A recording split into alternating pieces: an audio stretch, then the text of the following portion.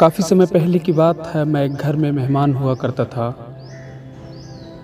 उस मेहमान होने के दौरान हमारी एक व्यक्ति से मुलाकात हुई। वो भी उस घर में मेहमान ही हुए थे। दोनों लोग भोजन कर लिए और पता चला कि इस घर में और कोई रहने वाला नहीं है। जो उस घर के मालिक थे वो पूरे परिवार समेत किसी एक फंक्शन में गए हुए थे।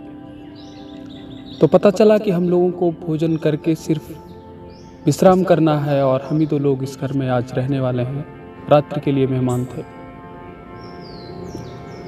दोनों लोगों ने भोजन किया और हमारी उनसे चर्चा होने लगी और बात होते होते यहाँ आ पहुंची कि क्या भूत प्रेत होते हैं, ईश्वर होता है।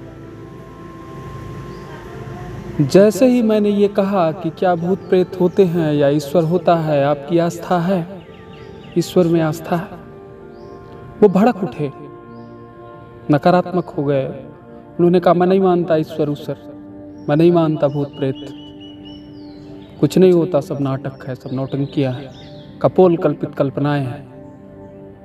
और उनका चेहरा एकदम उग्र हो गया, वाणी उग्र हो गई। जो इतने पहले बहुत मीठे स्वर में बोल रहे थे, वाणी में उग्रता आ गई, विरोध आ गया। मैं थोड़ी देर तक उनको सुनता रहा, वो अपने तर्क देते रहे। थोड़े समय बाद मैंने उनसे कहा कि आप भूत प्रेत नहीं मानते, कोई बात नहीं, ठीक है। फिर भी मैं आपकी जानकारी के लिए बता दूं कि हम लोग जिस घर में मेहमान हैं, जब ये घर नहीं बना था तब भी मैं इस घर के बगल वाले घर में मेहमान हुआ करता था और मैं आया करता था। तो मुझे एक छोटी सी घटना याद आती है जिसे मैं आपको सुनाना चाहूँगा। और मैंने वो घटना उन्हें सुनने के लिए कहा। वो तैयार हुए। जब ये मकान नहीं बना था जिसमें हम मेहमान हुए हैं, तो यहाँ पे एक धोबी का निवास था और वो अपनी पत्नी के साथ रहा करता था। वो एक सिपाही था और कारगिल के युद्ध में उसको आमंत्रण मिला भारत की तरफ से युद्ध लड़ने का, और वो युद्ध में शहीद हो गया, घर वापस नहीं लौटा। और बाद में ताउम्र धोबन उस पति के इंतजार में, उस सिपाही के इंतजार में अपना सारा जीवन बिता दिया उसने, और अंत में मृत्यु को प्राप्त हो गई। और कहा जाता है कि आज भी इस जमीन पे जो ये मकान बना हुआ है, धोबन आज भी एक कमरे में किसी निवास करती है, पीछे वाले कमरे में। और जो भी नया व्यक्ति यहाँ मेहमान बन के आता है, वो उसे टटोलती है, क्योंकि उसे लगता है कि शायद उसका पति वापस आ गया है, वो युद्ध से आ गया। वो ध्यान से सुन रहे थे और हम बहुत बखूबी ये कहानी उन्हें सुना रहे थे। थोड़े समय बाद मैंने उस धोबन के रूप का वर्णन किया। मैंने कहा वो धोबन बहुत सुंदर थी, एकदम परी थी, गोरी, लंबी, बड़ी बड़ी आंखें, बड़े बड़े काले बाल, अच्छे होठ, अच्छी नाकें, अच्छा चाल चलन, अच्छा चरित्र था, व्यवहार तो बहुत मधुर था, वाणी बहुत अच्छी थी, कोई कमी न थी।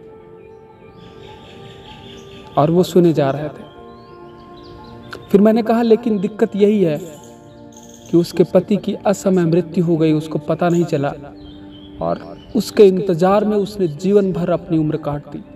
और अंत में जब उसकी मृत्यु हुई तो वो प्रेत बन गई, वो भूत बन गई। और वो आज भी यहीं निवास करती, वो टटोलती है जो भी नया व्यक्ति आता है।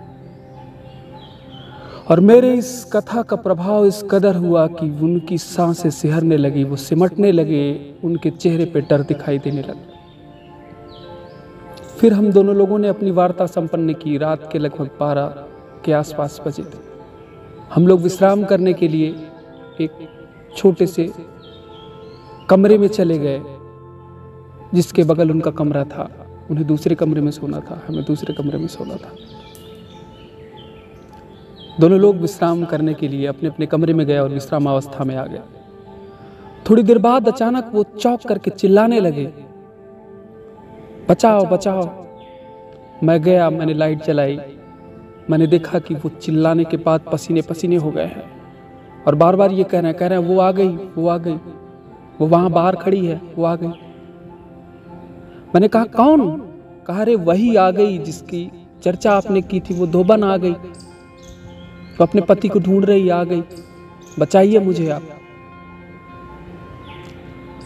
मैंने कहा आपने तो कहा था कोई भूत प्रेत होता ही नहीं है, ईश्वर होता ही नहीं है, तो जब भूत प्रेत नहीं होता, ईश्वर नहीं होता, तो आपको बचाएगा कौन? मुझ इंसान में तो इतनी सामर्थ्य है नहीं कि मैं आपको भूत प्रेत से बचा पाऊंगा।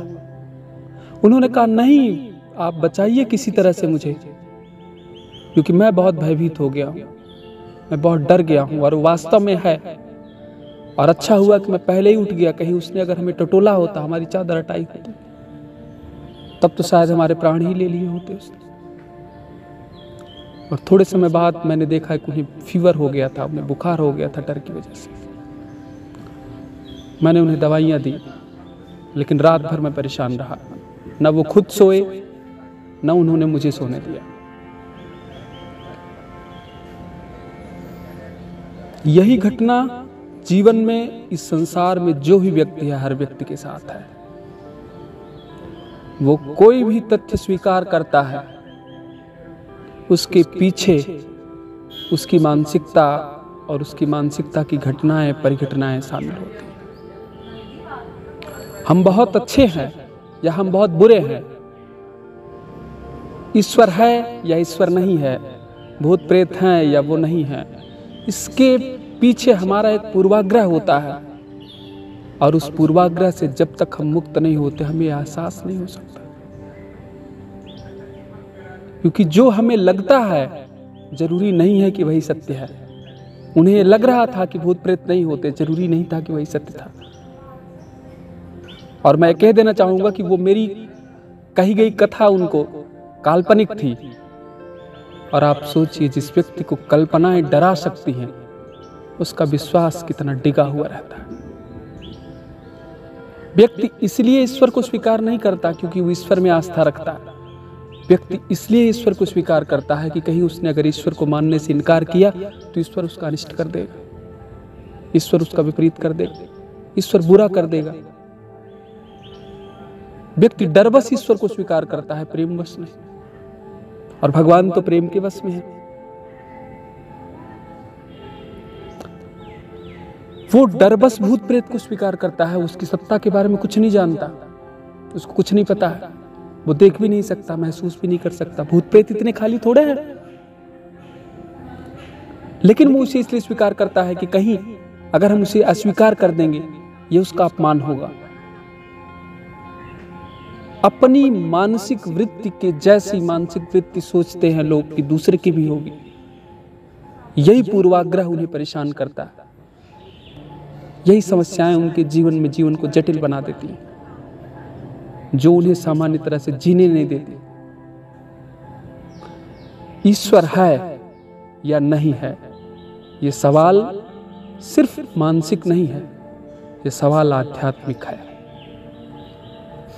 ईश्वर अगम्य है, ईश्वर अगोचर है, ईश्वर को जाना नहीं जा सकता। रहीमदास ने कहा कि जो जान गया ईश्वर को वो कह नहीं सकता, और जो कह रहा है वो जान नहीं पाया है। क्योंकि जो जान गया उसको कहा नहीं जा सकता। हम चम्मच से सागर के पानी को नहीं नाप सकते कि कितने चम्मच पानी होगा। हमारे शब्द बहुत छोटे हैं, उस छोटे से शब्द में हम ईश्वर की शक्तियां, ईश्वर के संसार का वर्णन नहीं कर सकते। ये तो एक हमारे अभिव्यक्ति का छोटा सा हिस्सा है। हमारे शब्द तो हमारे अभिव्यक्तियों को भी पूरी तरह से सामने नहीं ले आ सकते। 60-70% अभिव्यक्ति होती है हमारे शब्दों से। हमारी जो अनुभूतियां हैं उसका 60% ही हम अभिव्यक्त कर पाते हैं अपने शब्दों से। फिर उस ईश्वर को कैसे हम अभिव्यक्त कर पाएंगे? हमारे बस की बात नहीं। ईश्वर अनुभव का विषय है और अनुभव शब्दों में नहीं बांधा जा सकता। शक्तियां शब्दों में नहीं बांधी जा सकती, वर्णनीय नहीं है। ईश्वर अगम्य है, ईश्वर अगोचर है।